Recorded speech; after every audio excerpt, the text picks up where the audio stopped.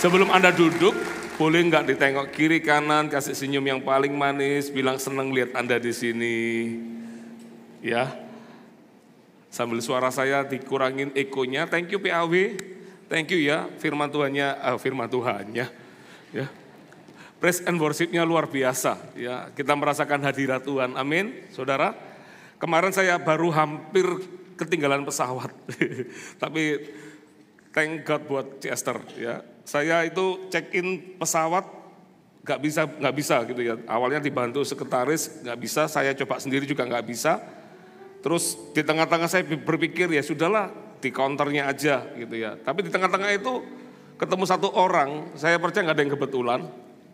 Saya tanya sama teman saya ini kenapa check-in nggak bisa ya? Oh, kok harus masuk websitenya? Bisa nggak dibantuin? Bisa kok, coba. Nggak bisa juga. Terus tiba-tiba dia ngomong gini, kok kalau yang nggak bisa begini, coba telepon travel agentnya. Nah kepikiran kita. Langsung saya ingat ibu kepala pembelian kita, ya kan? Langsung tanya Chester, bisa nggak dibantu saya ini tiketnya nggak bisa. Langsung Chester memberikan kabar yang mengagetkan. Pesawat saya dimajuin saudara, yang harusnya jam 6 tiba-tiba maju menjadi jam setengah 4. Sementara saya di rooftop dengar khotbah jam 2 kurang sedikit. Langsung nggak pakai tedeng aling-aling, langsung saya cepat pergi ke mobil. Untungnya saya sudah check out. Koper-koper tak masukin di tengah breaknya sesi itu. Nggak tahu dapat hikmat, saya langsung ngambil koper saya masukkan semuanya. Ya, yang kelupaan adalah membeli oleh-oleh. Nggak sempat soalnya ya. Bukan nggak mau beli oleh-oleh, tapi karena memang waktunya nggak ada. Akhirnya saya berangkat last minute dan akhirnya tiba di sini. Puji Tuhan ya. Saya ingat saya punya hutang khotbah untuk hari ini, sore dan malam. Kalau nggak gitu Pastor Lani yang khotbah 4 kali. Ya, saya nggak apa-apa sih digantikan beliau. Beliau yang keberatan 4 kali enggak ya. Suaranya habis soalnya. Hari ini aja karena anugerah Tuhan, beliaunya bisa khotbah tadi pagi dan siang, suaranya bisa kembali gitu ya. Padahal kalau kemarin telepon pun aja nggak dengar suaranya. Apa nggak dengar saya. Tapi hari ini puji Tuhan. Dan tadi pagi beliau khotbah tentang judulnya adalah bersukacitalah. Siapa yang hari ini sudah lupa dengan kata bersukacita? Apa itu sukacita? Kelihatan dari wajahnya. Mana sukacita? Sambil marah gitu ya. Kalau Anda ingin dengar khotbahnya, tadi saya diberkati sekali. Dengarkan khotbahnya lewat YouTube di GMS Bali ya. Dan ibadah berikutnya adalah bahagia bagaimana caranya. Loh, untuk bahagia aja perlu diajarkan gitu ya. Tadi pagi Pastor Lani khotbahkan dengan sangat luar biasa dan banyak sekali orang-orang diberkati tadi. Mereka diteguhkan apa yang mereka alami. Dan sekarang ini ya itu luar biasa nih ya. Khotbah saya bersambung, judulnya adalah pencobaan biasa, Tuhan yang luar biasa. Siapa yang punya masalah sekarang ini? Angkat tangannya. Ada yang punya masalah enggak? Oh, enggak ada yang angkat tangan. Hebat semua. Ternyata banyak yang punya masalah ya. Siapa yang punya masalah? Langsung banyak semua tangan terangkat. Yang bilang, kamu punya masalah? Gitu. Loh, tanya ke kanan kirinya, kamu punya masalah? Bilang, ada kabar baik. Apa? Kamu masih hidup. Namanya orang hidup pasti ada masalah. Ya. Tapi kecuali orang yang mungkin ngalami masalah terus, nggak lihat jalan keluar, bosan hidup pada akhirnya. Ya, tapi saya berdoa, di tempat ini gak ada orang yang bosan hidup. Karena Tuhan mau pakai kita dengan luar biasa. Jadi kita harus semangat hidup. Ya, jangan dengarkan kata-kata dunia. Kata-kata dunia bilang apa? Jangan semangat. Oh, bukan ya. Jangan percaya.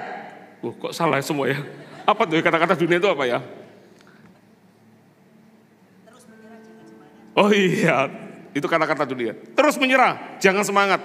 Itu kata-kata dunia. Ya, tapi di sini enggak. Terus semangat, jangan menyerah, ya. Coba bilang, terus semangat, jangan menyerah. Amin. Yang percaya Tuhan itu baik, kasih tepuk tangan. Dan nanti malam, khotbah terakhir saya judulnya adalah rahasia kemenangan kita. Kita langsung aja 1 Korintus pasal 10. Dari ayat ke-13, satu ayat ini lompat di hidup saya, sehingga saya akan khotbahkan dari satu ayat ini. 1 Korintus 10 ayat 13, Dikatakan begini, pencobaan-pencobaan yang kamu alami ialah pencobaan-pencobaan biasa yang tidak melebihi kekuatan manusia, sebab Allah setia. Dan dikatakan, dan karena itu Ia tidak akan membiarkan kamu dicobai melampaui kekuatanmu. Pada waktu kamu dicobai, Ia akan memberikan kepadamu jalan keluar sehingga kamu dapat menanggungnya. Saudara, kata pencobaan, kalau Anda belajar kata pencobaan, itu biasanya disebut juga dengan kata ujian atau godaan yang dihadapi oleh seseorang untuk untuk memilih antara setia atau tidak setia kepada Allah. Andai kan ku harus memilih, tetap hatiku padamu. Ini nadanya terlalu tinggi soalnya. Tak satu pun, tapi gak apa-apa Viera, masih aman-aman. Dapat menggantikanmu, hanya Kau yang berarti bagiku, lebih dari semua yang ada. Kaulah segalanya bagiku, tak satu pun dapat menggantikanmu. Ya sudah, ku akan menyembahmu, Yesus. Lah kata pencobaan, orang yang dikatakan dia mengalami pencobaan, itu selalu dihadapkan dengan pilihan antara dia memilih tetap setia kepada Tuhan atau dia menjadi tidak setia kepada Tuhan. Pencobaan itu bisa datang dari berbagai sumber, termasuk dari diri sendiri. Kalau Anda lihat dalam 1 Korintus pasal 10, judul di situ adalah Israel sebagai suatu peringatan. Orang Israel banyak sekali mengalami ujian, itu bukan karena Tuhan yang memberikan ujian, tapi keinginan mereka lah yang membuat mereka mengalami ujian itu terjadi. Ya, mereka nggak setia, dan itu ditiru di jemaat Korintus. Karena di Korintus ini Paulus ingatkan mereka, ingat nggak kamu sama orang Israel di waktu itu banyak yang mati di padang gurun. Bukan karena Allah tidak setia, mereka yang nggak setia. Mereka seringkali mencobai Tuhan, menunggu Musa nggak turun-turun 40 hari. Mereka langsung memikirkan untuk mengganti pemimpin mereka, termasuk mengganti Allah mereka. Langsung kita buat Allah sendiri aja. Allah ini di mana? Allah, Tuhan di mana? Orang kalau kena masalah selalu pertanyaannya adalah Tuhan di manakah Engkau? Ada yang ngomong gitu nggak? Tadi yang katakan kan banyak. Siapa yang ngalami masalah? Angkat tangannya banyak kan. Nah biasanya orang kalau kena masalah, pertanyaannya apa? Tuhan di manakah Engkau? Lah orang Israel sama di waktu itu, ketika dia ngelihat masalah mereka nggak selesai, mereka langsung memilih, sudah ganti pemimpin, ganti juga Tuhannya sekalian. Lah itu bahayanya. Orang kalau ngalami pencobaan, selalu dihadapkan dengan pilihan-pilihan. Itu yang harus kita hati-hati. Dan dikatakan begini, pencobaan bisa datang dari diri sendiri, orang lain, atau bahkan iblis. Iblis bisa menyerupai, dia bisa memakai segala cara untuk mencobai kita juga. Sama ketika Yesus ketika habis puasa, Yesus dicobai, tapi luar biasanya Yesus tidak kalah, saudara. Ya. Namun penting untuk diingat bahwa pencobaan tidak berasal dari Allah, meskipun Allah bisa mengizinkan pencobaan terjadi untuk menguji iman kita.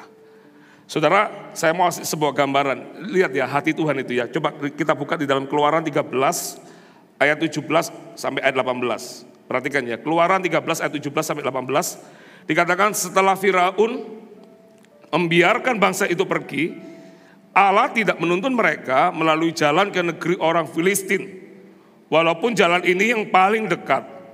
Sebab firman Allah, perhatikan ya, jangan-jangan bangsa itu menyesal apabila mereka menghadapi peperangan, sehingga mereka kembali ke Mesir.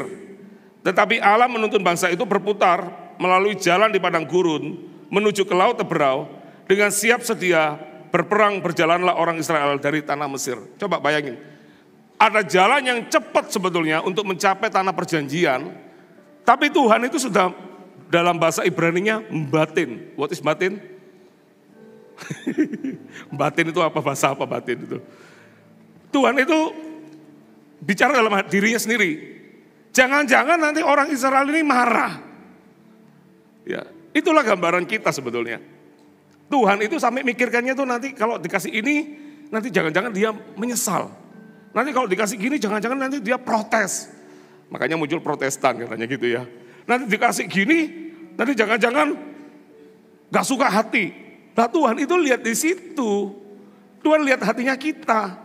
Makanya Tuhan itu sampai berpikir, sudahlah nanti kalau dikasih jalan peperangan, nanti mereka marah. Memang pada akhirnya kalau Anda lihat, orang Israelnya bersungut-sungut. Makanya gak heran di dalam 1 Korintus pasal 10 ayat 10 dikatakan begini. Dan janganlah bersungut-sungut seperti yang dilakukan oleh beberapa orang dari mereka, sehingga mereka dibinasakan oleh malaikat maut. Tidak ada satu rancangan Tuhan untuk mencobai kita. Tapi pencobaan pasti pertama-tama datangnya dari kita, dari keinginan kita.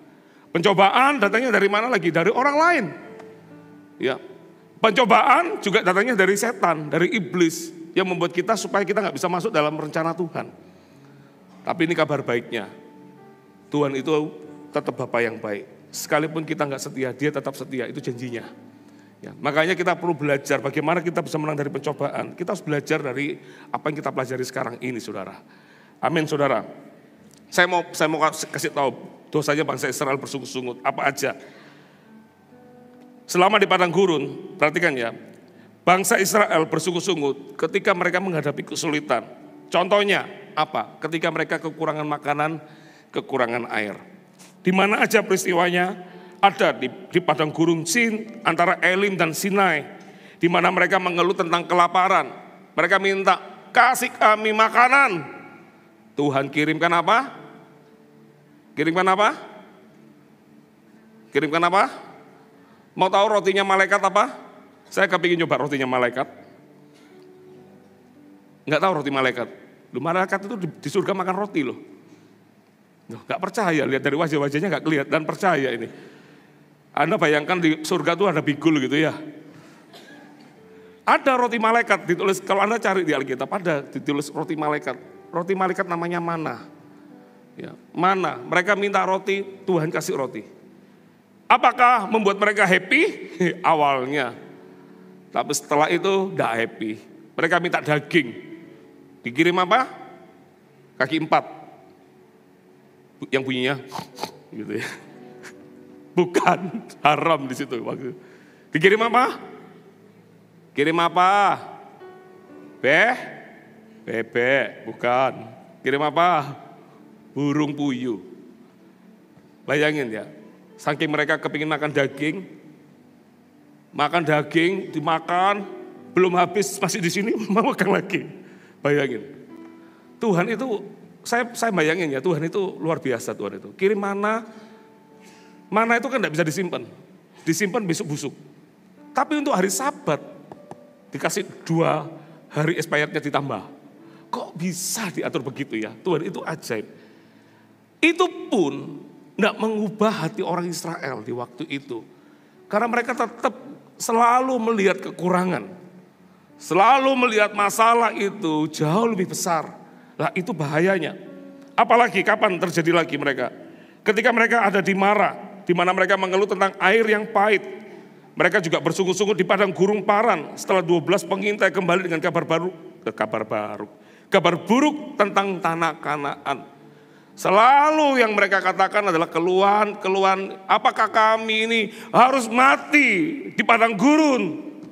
Kami ini kangen sama martabaknya orang Mesir, ada bawang perih di situ. Di sini nggak enak. Selalu kata-katanya selalu menjadi kata-kata keluhan. Nah itu gambaran orang Israel. Nah, Tuhan ingatkan melalui Paulus di zaman Korintus ini. Ternyata di Korintus juga mengalami hal yang sama. Mereka gampang sekali berubah untuk setia. Ketika masalah terjadi, mereka lebih suka mencari berhala-berhala yang lain. Ya makanya pelajaran ini mengingatkan kita semua supaya kita lebih berhati-hati. Andai kan ku harus memilih. Tetap hatiku padamu, tak satu pun dapat menggantikanmu. Hanya kau yang berarti bagiku, lebih dari semua yang ada. Kayaknya gak banyak orang tahu lagu ini ya. Kaulah segalanya bagiku, tak ingin ku berpaling darimu. Selamanya ku akan menyembahmu Tuhan. Siapa yang percaya Tuhan itu baik? Janjinya lebih murni daripada emas dan perak.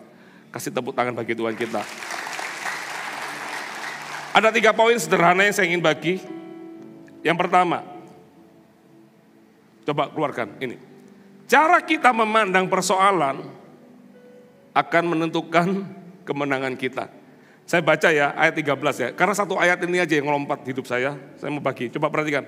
Pencobaan-pencobaan yang kamu alami ialah pencobaan-pencobaan biasa yang tidak melebihi kekuatan manusia. Siapa yang punya masalah? Angkat tangan. Oke, banyak. Siapa yang masalahnya berat banget? Angkat tangan. Ini antara nggak berani ngaku atau gimana ini.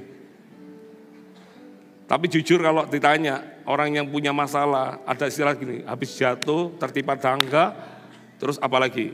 Masuk dalam lubang, lebih dalam lagi, semakin dalam, dan terus amat ke dalam. 1 tambah 1 sama dengan? 1 tambah 1 sama dengan berapa? Bukan, pusing. Masalah 1 belum selesai, muncul masalah 1 lagi, tambah pusing katanya. Lah, banyak orang tidak menang dalam pencobaan, karena mereka lihat pencobaan itu adalah sesuatu yang gak bisa mereka atasi. Salah satu ayat yang paling saya suka adalah ayat ini. Ya. Mungkin kalau Anda tanya sama saya, Pak Pendeta punya masalah enggak? Tak tertawain Anda. Masa enggak lihat rambut saya? Masalah juga banyak ini. Saya enggak cuma rambut rontok, rambut putih ya. Anak saya kemarin satu pesawat sama saya, dia lihat kumis saya. Ini sekarang sudah enggak ada, sudah enggak usah dilihat ya. Dia bilang, Pak, Papa tak lihat kumisnya Papa ini hitam dan putih loh. Kumis pun hitam dan putih. Sampai memang gak lucu jadinya kalau kumis hitam dan putih ini ya. Itu terlalu banyak mikirnya mungkin ya. Tapi saudara, kalau orang tanya, kok bisa kuat Pak jadi gembala? Nanganin masalah orang kan banyak. Masalah gembala itu tidak cuma masalah diri sendiri. Jarang karena Anda mikirkan tentang diri sendiri. Kemarin begitu saya mendarat di Surabaya, persis setelah mendarat, ditelepon seseorang, cerita masalahnya. Dia cerita masalahnya, saya bilang, saya akan ke sana. Akhirnya dia berkata, bisa ketemu ya? Bisa. Baru saya sampai ke tempat itu, langsung cerita masalah. Ini anak saya jadi saksinya. Cerita masalah. Jadi saya nggak disuruh masuk, nggak disuruh duduk, saya diceritain masalahnya. Habis itu apa yang terjadi? Itulah orang Indonesia, ya kan, dimanapun bisa ngomong. Terus masuklah saya di meja makan. Cerita masalah yang sama, saudara. Saya dengerin, saya lihat dadar jagung di depan saya, terus panggil saya. Sam, kemari. Gak ada yang nyuruh makan. Jadi saya diem aja makan. Jadi saya gak makan siang nungguin ngomong dia. Oh begitu ya, oh iya begitu. Bayangin ya, jadi gembala itu nangani masalah orang tuh banyak sekali. Orang tanya, kok bisa kuat? Karena saya punya istilah ini, pencobaan itu biasa. Kalau Anda gak bisa ngomong pencobaan itu biasa, besar kemungkinan Anda gak menang dari setiap persoalan yang ada. Bisa mengerti maksud saya? Filipi 4 ayat 8 sampai 9. Dikatakan begini, jadi akhirnya saudara-saudara, semua yang benar, semua yang mulia, semua yang adil, semua yang suci, semua yang manis, semua yang sedap didengar, semua yang disebut kebajikan dan patut dipuji, pikirkanlah semuanya itu. Apa orang yang tulis ayat ini gak punya masalah? Banyak masalahnya. Paulus ini yang tulis ini, dia berkata dia pernah mengalami kapal karam, disesah untuk nama Yesus. Dia ngalami di penjara oleh karena nama Yesus, bukan karena dia loh, karena nama Yesus. Dia pernah ngalami apa? Dipatuk ular karena nama Yesus. Sampai orang tuh ngomongin Paulus, ini orang dosanya banyak sekali. Laut sudah mau makan dia. Selesai laut, enggak cukup itu. Bahkan ular pun patuk dia, ini dosanya banyak. Dia membela kebenaran saudara, bukan membela dirinya, membela kebenaran. Ngalami banyak hal. Tapi luar biasa ini orang. Dia keluar masuk bikin surat Korintus dibikin dari mana? Surat Filipi dibikin dari mana? Bukan dari di Nusa Dua. Ya dengan bintang-bintang yang banyak sekali di situ hotelnya. Dia bikin surat itu bukan dari hotel, dia bikin surat itu dari penjara. Tapi dia berkata gini, pikirkanlah yang baik dalam hidupmu. Yang manis. Orang kalau kena masalah bisa mikir yang manis. Boro-boro Pak katanya. Yang manis, wong hidup ini sepet sekali kok Bapak bilang manis. Kemarin ada orang makan jeruk, saya dikasih ini jeruk, dia komplain. Kenapa jeruk ini? Manis sekali. Loh, baru kali ini saya bilang ada orang makan jeruk sampai dia bilang manis sekali. Terus saya makan, iya manis sekali, gak ada asamnya. Ini bukan jeruk ini, palsu ini pasti. Namanya jeruk itu pasti ada asamnya. Itu gak tahu kenapa jeruk itu kok enak sekali ya kemarin ya. Terus orangnya ngomong gini, ini bikin diabetes. Loh dimarahin lagi jeruknya. Ya bu banyak-banyak lah. Orang itu macam-macam. Ada orang kena masalah, dia itu bisa berkata, ya sudahlah. Masalah itu biasa katanya. Ya nanti nyanyi lagu itu ya. Bercanda aja, ada aja. Orang itu kena masalah, macam-macam. Ada yang kena masalah itu, bayangannya itu kepingin mati aja. Tidak semangat hidup. Kenapa? Pasti dia tidak bisa ngomong pencobaan itu biasa. Pasti ngomongnya pencobaan, Bapak nggak tahu masalah saya Pak. Masalah saya Pak, super amat berat. Top, notok, jedok. Ayo, siapa yang sering ngomong gitu, nggak usah ngaku. Kelihatan dari wajahnya kok. Pasti kurang senyum. Datang aja sudah apatis lihat orang. Apa kamu? Mau nyapa-nyapa saya Asyar? Gak usah, gak perlu. Ada yang gitu nggak di sini? Saya berdoa nggak ada, ya. Tapi itu manusia. Dan doanya selalu berkata, Tuhan kapan kau bawa aku pulang? Ngapain keburu pulang? Saya kalau boleh berdoa Tuhan kasih saya umur panjang ya. Saya ingin kawal anak-anak saya kepingin lihat cucu-cucu saya, bahkan sampai cicit Tuhan. Saya ingin lihat mereka jadi anak-anak yang diberkati, cucu-cucu yang diberkati yang takut akan Tuhan. Itu kenapa? Kenapa kita kepingin cepat pulang? Pasti kamu lihat masalahmu itu besar.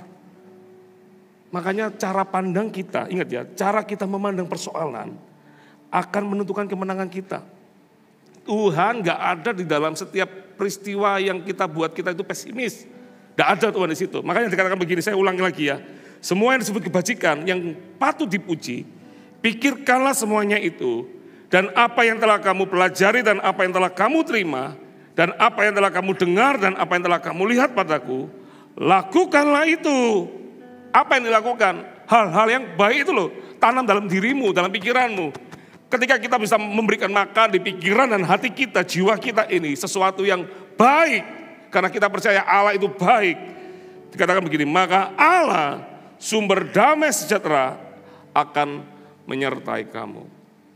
Tuhan itu ada ketika kita percaya kepadanya. Semakin Anda gak percaya, semakin berat kehidupanmu dan Tuhan ada di situ. Karena Anda gak akan pernah lihat Tuhan. Karena Anda sendiri gak percaya sama Tuhan. Karena pencobaan membuat orang itu memilih Tuhan atau sudah memilih jalanku sendiri. Jangan. Amin saudara. Saya mau tanya sama Anda. Menurut Anda, kalau ngomong tentang lukisan yang membuat orang berkata temanya adalah kedamaian. Menurut Anda damai itu seperti apa lukisan itu? Lukisan gunung dengan pemandangan sawah seperti ini. Jangan ejek ya. Lukisan anak SD. Apakah ini bisa disebut dengan kedamaian? Saya nggak sempat gambar orangnya. Mungkin ada orang di situ sambil meniup seruling bambu. Wah, ya kan? Apakah ini yang disebut kedamaian? Menurut Anda gambar kedamaian itu seperti apa sih? Halo, duduk di Kintamani, lihat gunung, terus lihat pemandangan gunung di depan itu sambil kita minum kopi. Waduh, saya yang lihat itu, wih kayak lukisan gitu ya. Ada yang ke Kintamani berkata, wih jelek banget. Itu pasti agak rabun. Gak ada kan? Kalau Anda lihat ini kedamaian gak? Tapi saya pernah tahu lukisan kedamaian itu bukan ini. Ketika ada orang tanya lukisan kedamaian itu seperti apa sih? Pasti lihat orang yang lagi happy, gak punya masalah. Itu kedamaian ya, damai banget. Ada singkong, ada kopi, waduh. Pokoknya orang mangan, yang penting ngumpul. Loh kok bisa gitu? Kan kumpul-kumpul kan harus ada makanan. Bapak orang Jawa kan gitu, orang mangan, yang penting ngumpul. Padahal kalau ngumpul harus ada makanan, gak cocok berarti pepatah itu. Apa sih lukisan kedamaian itu? Saya pernah lihat lukisan kedamaian itu, ditunjukin sebuah lukisan yang berisi badai. Dengan laut yang bergelora, ada kapal di situ. Terus di dalam kapal itu ada orang tidur di situ. Terus ditulis lukisan kedamaian. Saya mikir damainya di mana? Itu damainya di mana? Itu orang lagi tidur ketika dalam badai. Dia bisa tetap tidur. Dan itu dilakukan oleh Tuhan Yesus tuh, saudara. Di dalam kapal itu dia tidur. Sementara murid-muridnya berkata, guru, apakah engkau nggak lihat kita mau binasa, guru? Wake up! Tuhan berkata apa? Dia bangun, dia nggak komentari dulu, langsung dia berkata, badai, tenanglah. Dihardik sama Tuhan dan badai tenang. Tuhan ngomong apa? Mengapa kamu tidak percaya? Tahu lukisan kedamaian? Ketika Anda punya masalah, Anda tetap bisa tidur. Ngapain Anda hitungin domba? 1, 2, 3, 4, 5, 6, sampai 1000. Akhirnya tengeng, gini-gini terus soalnya. Ngapain? Saya gak punya masalah, tadi malam gak bisa tidur sama istri saya. Cuman kita janjian, kita gak ngomong akhirnya. Awalnya ngomong terus sampai 11:30. Terus ini kan besok pagi kan harus ibadah kan. Akhirnya saya tahu istri saya gak tidur. Tapi saya merasa saya gak tidur. Tapi istri saya sudah bilang, kamu sudah ngorok beberapa kali. Jadi antara ngorok tidur, bangun lagi saya mungkin ya. Tapi saya tetap gak mau ngomong sama istri saya dulu nih. Tadi malam, supaya sama-sama tidur. Saya tidur itu gampang. Saya kalau bilang sama istri saya, yang aku tak tidur ya. Itu belum disauti, ya gitu saya sudah tidur sungguhan. Ya pokoknya satu aja, saya nggak boleh disebut namanya. Saya lagi tidur dimanapun gitu, tiba-tiba nama saya disebut Samuel gitu, atau apapun ini, ya kelihatan, atau dirasani gitu. Oh saya bangun saudara. Hah apa? Telinganya panjang. Saya gampang tidur. Kenapa? Karena masalah itu kalau dipikirin pun juga tidak mengubah. Ngapain saya pikiri? Kesusahan sehari cukuplah sehari. Dengan kekhawatiranmu, kata firman Tuhan, tidak menambah sasta kehidupan. Tahu sasta itu seberapa? Segini loh sasta itu. Ini loh dari sini ke sini loh sasta. Kan pendek, gak mengubah apapun. Ngapain kita pusing? Halo, ditinggal pacar, nangis. Saya di DM orang ini, doakan supaya pacar saya kembali lagi ke saya. Saya lihat orangnya, siapa sih orang ini? Di private, ya sudah nggak usah ini. Dalam hati saya sebenarnya nggak, tapi dia tetap imannya adalah mendoakan pacarnya itu bisa kembali ke dia. Saya kalau doa nggak dapat sesuatu, saya itu cuma punya jawaban begini, berarti Tuhan sediakan saya yang jauh lebih baik. Kalau yang jauh lebih baik nggak kelihatan, Tuhan pasti sediakan saya jauh yang lebih amat baik. Selalu ada alasan saja untuk tetap berkata bahwa Tuhan itu baik. Makanya gak heran kenapa, kok pendeta kok kayak gak punya pikiran ya. Bukan gak punya pikiran, tapi kita lihat masalah itu biasa. Apa sih lagu itu, masalah biasa itu apa? Lagunya GMS itu loh. Hah? Itu Cia yang bisa nyanyi itu, pernah salah soalnya dia. Lagu itu apa lagunya itu ya? Masalah itu biasa itu loh. Ya sudahlah, angel. Ya, nggak usah, sama-sama. Tahu ya, apa lagunya apa, Vera? Ya, sing, ayo boleh. Tuhan setia. Mana ini kata-katanya nggak muncul, saya nggak bisa nyanyi.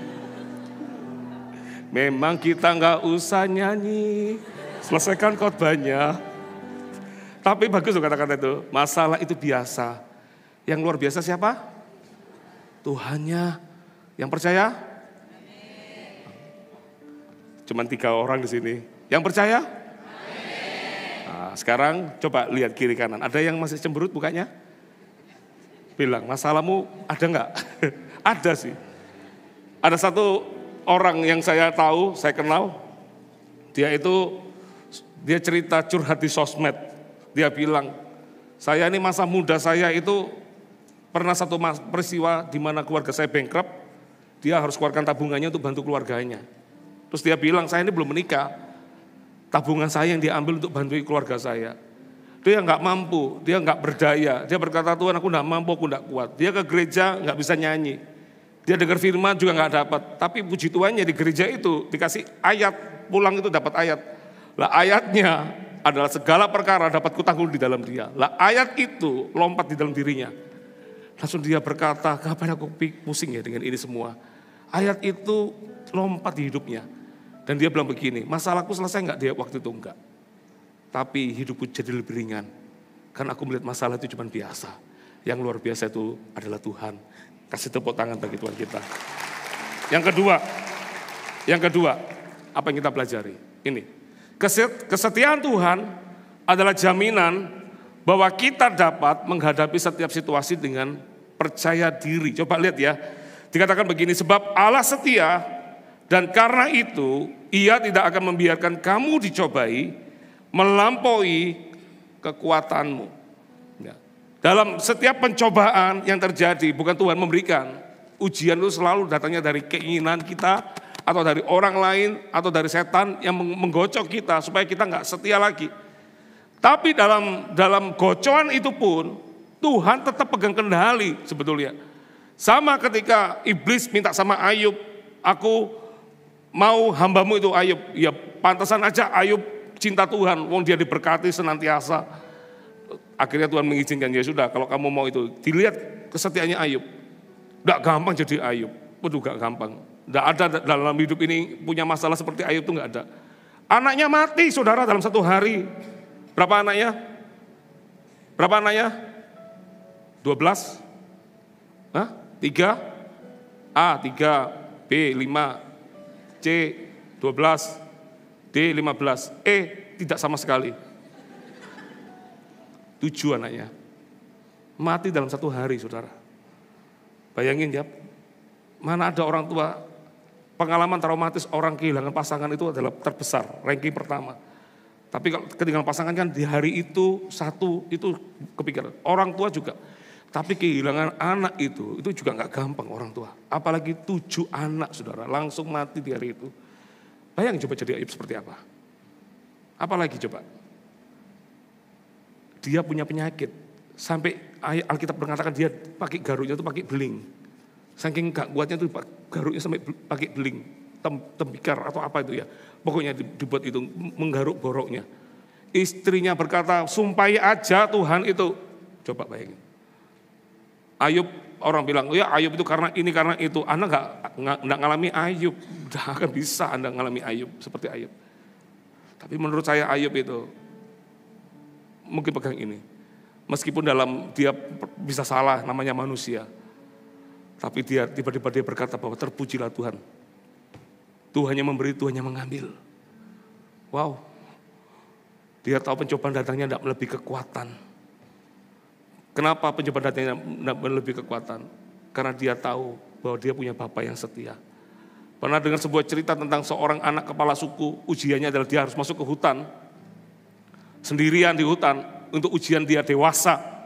Sementara di hutan itu banyak binatang buas, banyak hal yang bisa membunuh anak itu. Tapi itu ujiannya dia.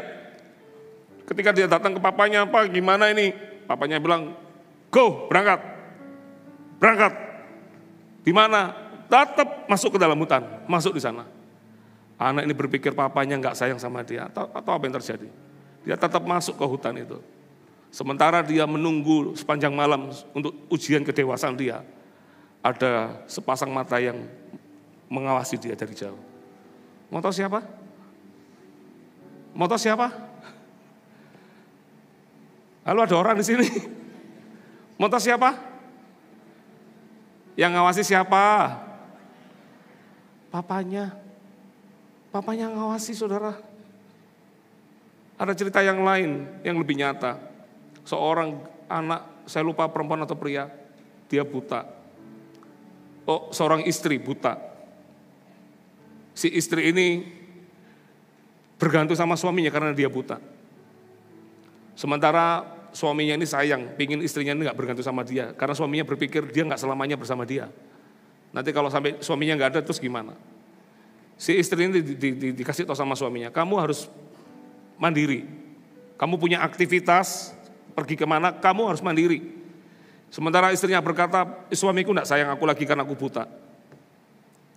Enggak, kamu harus mandiri. Enggak enak.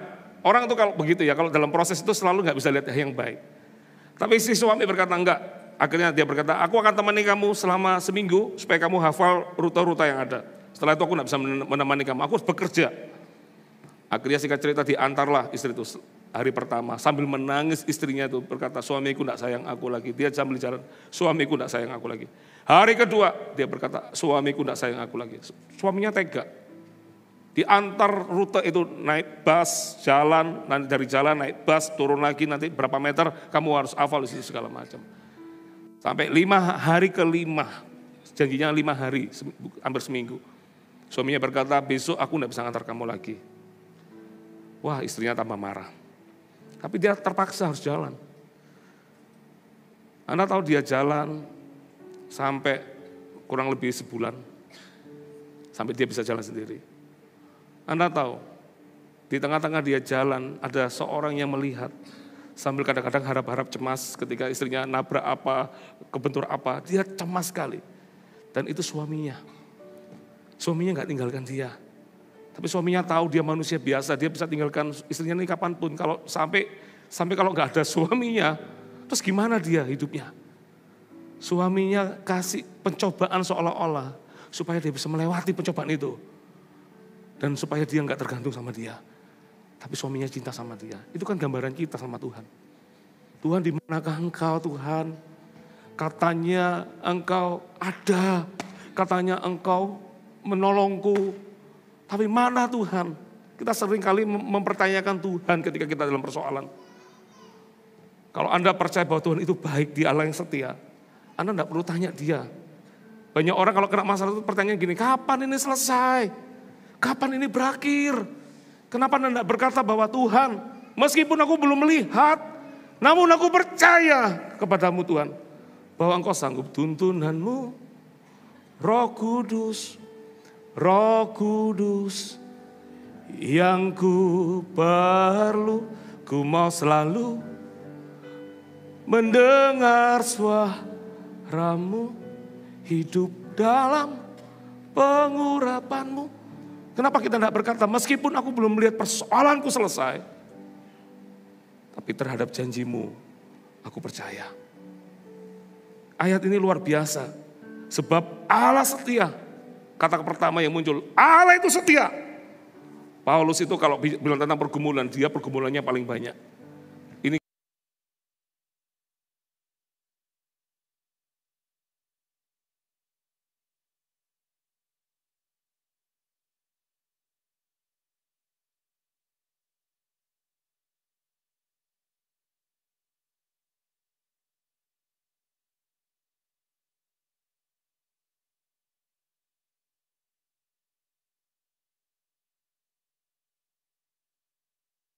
haruslah kau ketahui bahwa Tuhan Allahmu, Dialah Allah, Allah yang setia, yang memegang perjanjian dan kasih setianya terhadap orang yang kasih kepadanya dan berpegang pada perintahnya sampai kepada beribu-ribu keturunan. Tuhan itu Tuhan yang memegang perjanjian. Kalau Dia setia, Dia pasti akan tepati. Dia adalah Allah yang setia, Dia nggak bisa mengingkari janjinya.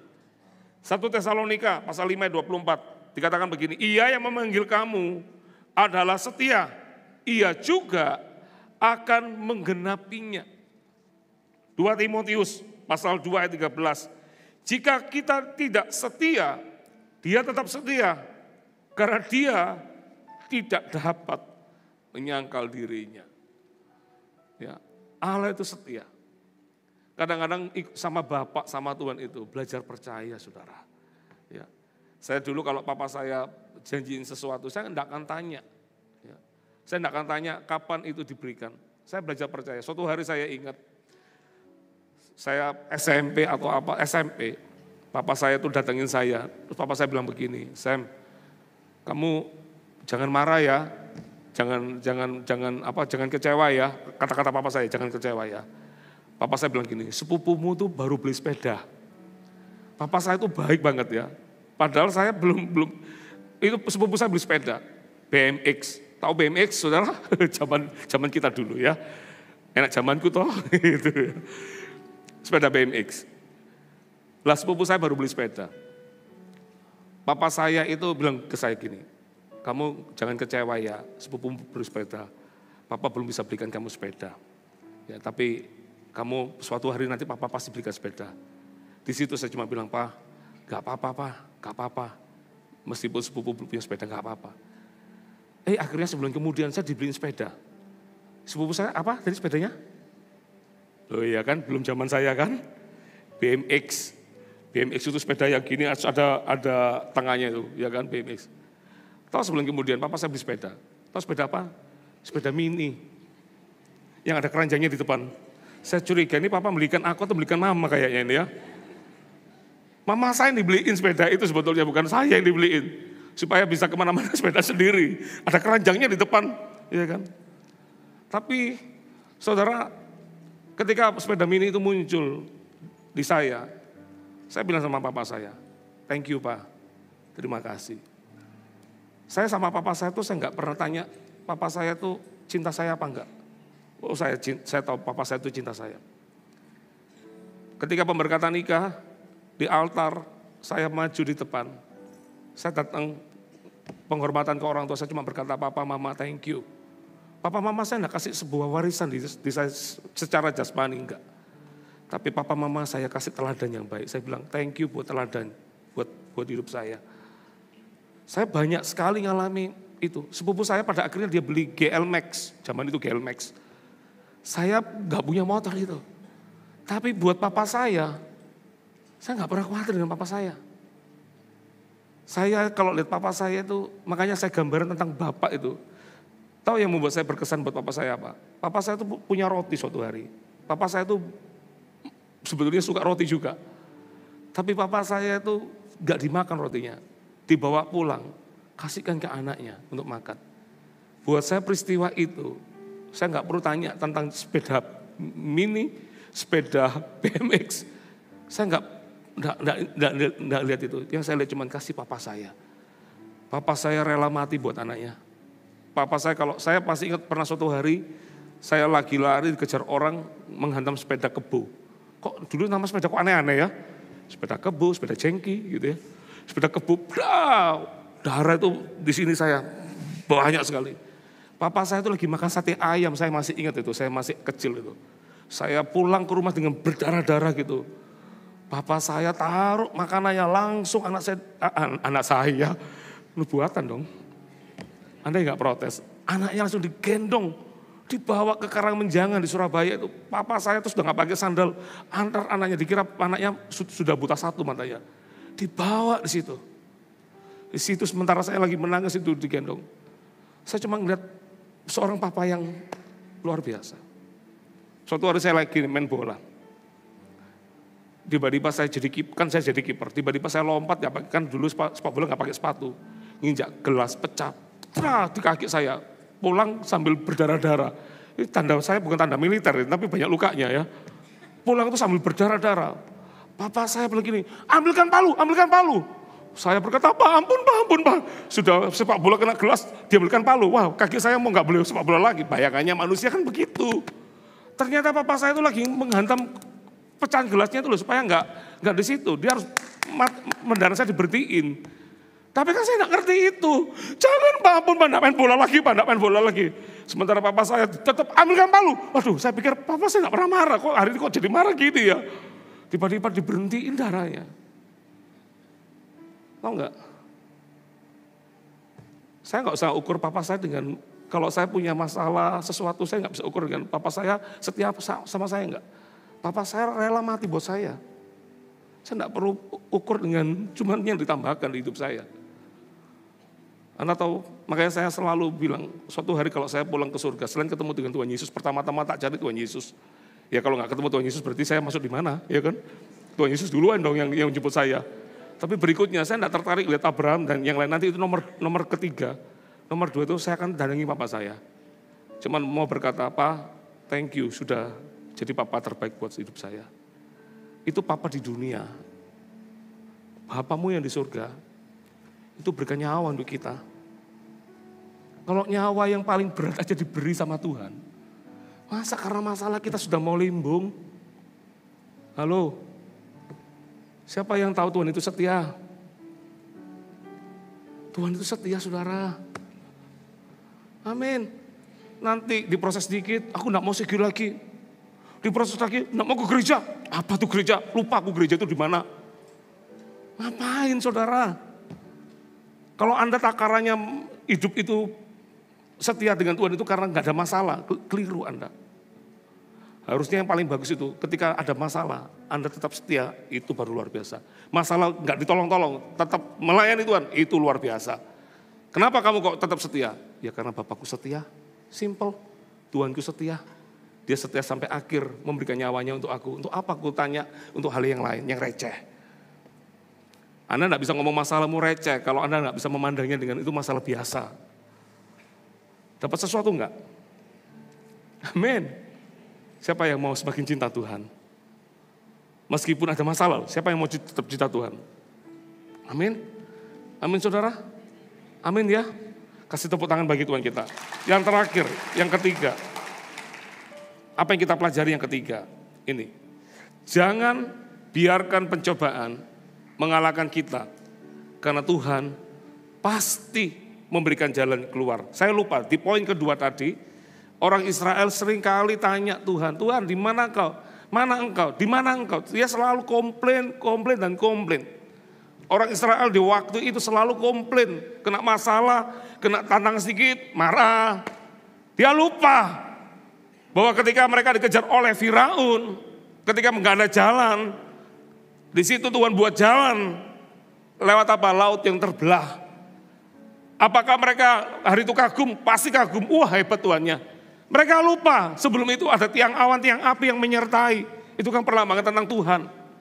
Yang mereka lihat selalu masalah dan masalah. Bayangin ya, 2 juta orang dibawa. Gimana dengan kebutuhan airnya? Gimana dengan kebutuhan makanannya? 2 juta orang saudara. Kita pergi.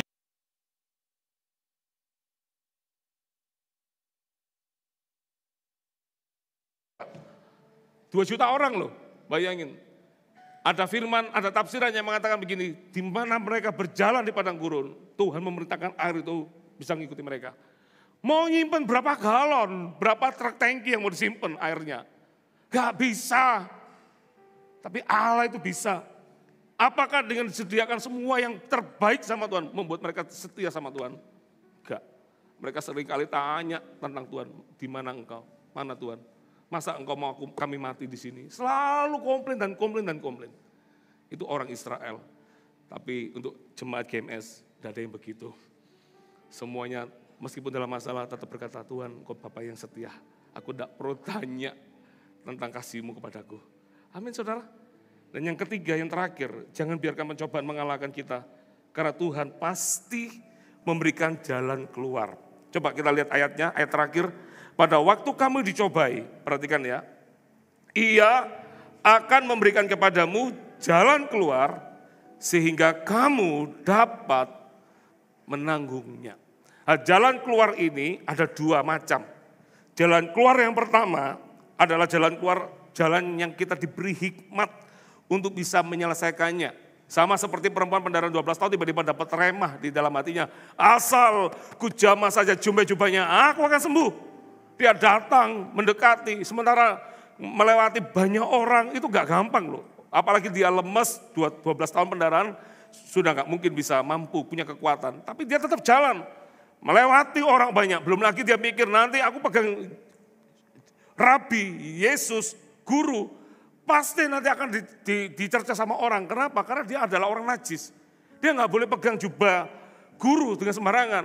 Apalagi Yesus mau ke tempat sinagog, di tempatnya Yairus. Kalau dia ke tempat Yairus, dia nggak boleh bersentuhan dengan orang najis. Kalau dia disentuh orang najis, pasti dia nggak bisa masuk di sinagog. Tapi dia tetap pegang karena dia percaya Allahku memberikan jalan keluar. Asal ku jamah saja jubah-jubahnya, aku akan sembuh. Itu nggak gampang. Dan benar ketika dia pegang jubah Yesus, pegang langsung. Makanya Yesus berkata, ini ada kekuatan yang keluar, siapa yang pegang jubahku? Orang bilang, ini berdesakan, mana ada orang, pastikan semua orang pegang kamu. Tapi Tuhan berkata, enggak, ada satu. Wanita itu takut dan berkata, aku Tuhan. Jadilah seperti imanmu. Dia sembuh dari pendarahan 12 tahun. Nah itu jalan keluar. Dapat rema, dia bisa melewati masalah itu. Tapi ada jalan keluar kedua. Apa jalan keluar? Ini. Yang jalannya adalah, dikatakan, jalan supaya kita menjadi kuat, supaya kita bisa bertahan. Jalan keluar di sini yang kedua adalah kita mungkin masalahnya nggak selesai. Tapi kita bisa handle itu. Meskipun masalah belum selesai, kita bisa tetap suki nggak apa-apa. Mau tahu contohnya siapa? Tuhan Yesus ketika di Getsemani. Dia berkata, Bapa, bukan segala yang baik, bukan ya. Bapa, apa kata-katanya? Sekiranya cawan ini lalu daripadaku, namun kehendakmu yang jadi. Yesus sebagai manusia, peluhnya itu seperti darah. Dia berkata, kalau boleh pencobaan ini lalu Tuhan, Bapak, kalau boleh lalu Bapak. Tapi Tuhan selalu akhir begini, tapi biarlah kehendakmu yang jadi. 3 kali dia katakan yang sama. Dan dari 3 kali itu langsung dia berkata, ayo kita pergi. Langsung dia menghadapi situasi. Dia minta kalau bisa pencobaan itu lalu. Tapi Bapak enggak mengizinkan itu. Tapi Yesus diberikan kekuatan untuk dia bisa melewati itu. Ada orang bilang saat terberat Yesus ketika disalib. Bukan, saat terberatnya Yesus ada yang bilang lagi, itu ketika di Getsemani itu. Dia coba ngomong sama bapaknya, Bapak boleh enggak nih cawan lalu daripadaku. Tapi Bapak enggak ngomong apa-apa di situ. Tapi dia sendiri memutuskan, tapi kehendakmu yang jadi. Dia tahu bahwa bapaknya tetap punya rencana ini. Untuk menyelamatkan manusia, bapaknya punya rencana ini. Dan apa yang dilakukan oleh Yesus? Dia hadapi masalah itu. Dia enggak pergi dari masalah itu. Dia lewati masalah itu. Enggak heran makanya Yesus ditinggikan dari nama di atas segala nama. Kenapa? Karena dia kuat dalam menanggung pencobaan. Mungkin dalam pencobaan kita, mungkin kita enggak lihat jalan keluar saudara. Tapi kita diberi kekuatan untuk bisa menanggungnya. Masalah belum selesai, enggak apa-apa. Sama, saya mau tutup dengan satu cerita ini. Nick, tahu Nick yang enggak punya tangan, enggak punya kaki? Nick Vujicic, betul ya? Angel sebut namanya ya, anggap Nick Fu gitu aja ya. Dia dari kecil, dari baby, lahir dengan tidak ada tangan, tidak ada kaki. Tahu apa yang dilakukan oleh Nick? Dia selalu beriman, dia bisa jalan, dia punya kaki. Kok bisa tahu imannya dari mana? Dia punya sepatu di lemarinya. Dia taruh sepatu itu dengan catatan gini, aku pasti bisa jalan, aku pasti bisa jalan. Tuhan akan kasih aku kaki. Tapi apa yang terjadi? Dia nggak tumbuh tangannya, dia nggak tumbuh kakinya. Suatu hari mamanya kasih sebuah majalah, dikasih majalah ini. Dan majalah itu dibaca, berdamai. Dan dengan orang cacat yang berdamai. Sehingga dia bisa mengalami kemenangan. Begitu dia baca itu, langsung dia ngomong, aku juga harus berdamai dengan hidupku. Aku minta mujizat itu belum terjadi. Mungkin kalau aku selalu fokus untuk minta kaki tangan, aku enggak move on. Begitu dia dapat itu, langsung dia bangkit. Tutup majalah itu, tahu apa yang dilakukan? Dia mulai bangkit dengan kehidupannya. Apa yang dilakukan? Dia ambil sekolah, 2 degree ya. Dia sekolah 2 jurusan, dan dia selesaikan dengan baik. Dia belajar ngetik, dan Anda tahu dia ngetik cepet banget. Saya ngetik aja cuma punya 22 jari. Cuman ini aja. Dulu kalau saya latihan ngetik di dalam zaman saya SMP itu kan mesin ketik Brothers. Ya kan. Paling susah tuh kayak yang ini. Paling susah, ini sering terprosok saudara. Kenapa mesin ketik zaman dulu itu bikin terprosok itu? Itu terprosok. Lah kadang-kadang kita nakal. Karena itu terprosok terus. Pakai ini. Begitu ini tahu. Langsung guru-guru zaman itu. Aduh untung gak ada handphone. Viral itu gurunya.